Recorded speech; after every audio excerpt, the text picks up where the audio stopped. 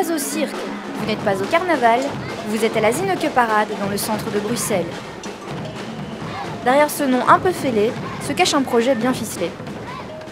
La Zinneke Parade, c'est quoi? C'est un grand défilé de gens qui se mettent ensemble pour faire un grand spectacle. C'est un projet social et artistique, et donc le plus important c'est le social. Et derrière ça, on essaie de pousser le plus l'artistique possible pour faire un vrai spectacle de rue, quoi. En fait, on a fait un appel à thèmes, on a reçu plus ou moins 300 thèmes, et de ces 300 thèmes, on en a retenu 3, et on a remis en vote, et le public a voté pour Atable.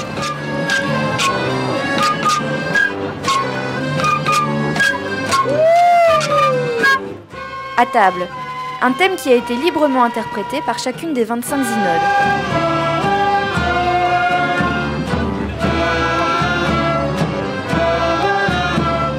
Du plus évident au plus farfelu, ça part un peu dans tous les sens. On est sous la table de la synode de Saint-Gilles qui s'appelle Upside Down, Inside Out. Okay. Et nous, on a travaillé sur les dessous de table, donc le scandale, les pots de vin, les choses qui sont pas très nettes.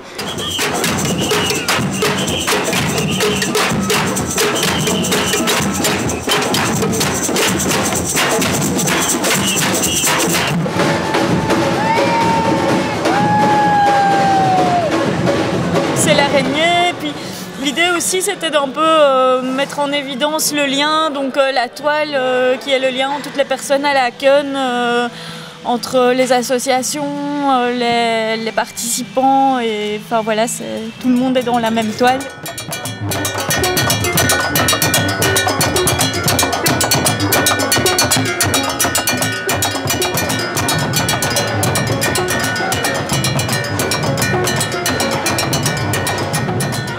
Des mois de préparation, beaucoup de travail, mais le résultat est là et le public aussi, comme à chaque fois depuis 10 ans.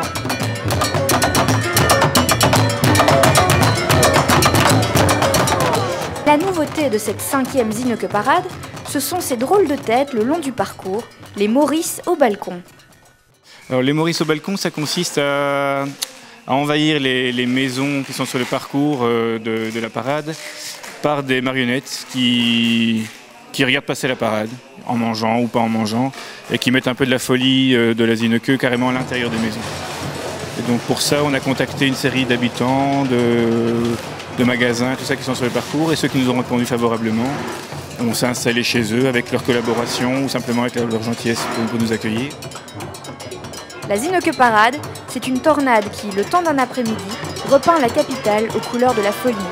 Ceux qui y étaient s'en lèchent encore les babines. Pour ceux qui ont raté ça, la prochaine, ce sera en 2012. D'ici là, il faudra faire ceinture.